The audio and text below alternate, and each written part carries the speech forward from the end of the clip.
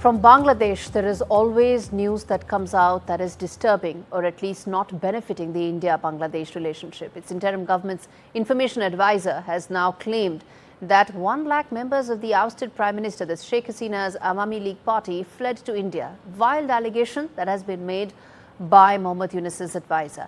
Criticizing Hasina, Mahfouz in fact said that Hasina used enforced disappearances and killings as a means of avenging her parents' assassination. No way of proving any of these. In fact, he also went on to accuse the Awami League of operating as a mafia group, vowed that the party would never be allowed to regain political footing in Bangladesh, claimed that Sheikh Hasina is still hatching conspiracies against the country in India. All of this muddying the waters when it comes to India-Bangladesh relationship at a time when it is going through a sensitive period. Let's get in Faisal Mahmud, who's Minister of Press at Bangladesh High Commission to New Delhi, to really talk to us about these comments that are coming in. Faisal, do you think, first of all, that these are responsible statements that are being made by the administration in Bangladesh? The statement is made by the Information Advisor, and I think he made the statement basing on some credible information.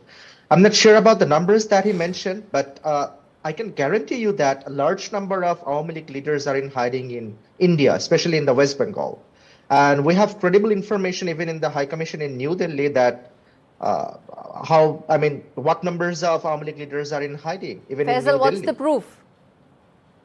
Again, there is no proof because these people, the Awami League people, didn't go to India through a credible route. We don't have any information in our immigration, and neither does India, I guess, because I can give Faisal, an example. Which brings me to ask you this, that when relationships, diplomatic and bilateral relationships are at stake, do you think statements should be made without proof? That's up to the individual who made that statement. But if you ask me, I think there should be a coordinated effort from the Bangladeshi side to make any statement and make that statement with consultation with others. That's my point of view. Indeed. And it's refreshing to hear that, which also brings me to ask you, Faisal, that the country right now is going through a bit of a turmoil, and statements suggesting that Awami League will not be allowed to get a political footing in Bangladesh at a time when everybody wants elections. What is the political atmosphere that the government is really setting itself up? I mean, you have to really follow what the interim government and its chief advisor has been saying. No, we've been following it. Trust me, we've been following it. But yeah, go ahead. I know that. The political parties can make any sort of statement, but the government, I think, has made it clear that they haven't decided anything concrete on Awami League's fate. But you have to understand that Awami League didn't have a normal ousting from power. They were ousted from the power through a very popular uprising, which was participated from people from all across the board. I mean, all sorts of political parties and common people.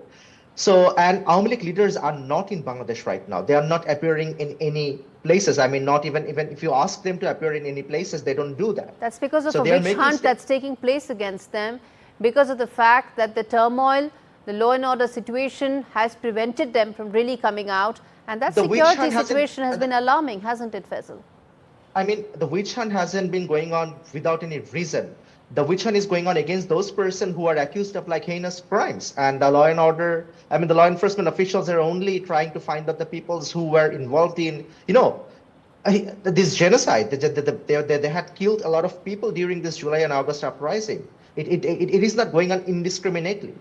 Faisal, I have to leave it there, but all I can say is that what has been happening since 5th of August isn't any better than what your claims have been about Awami League's tenure in the 15 years prior to that. And that, unfortunately, is the most worrying part. I have to strongly disagree with that, to be honest.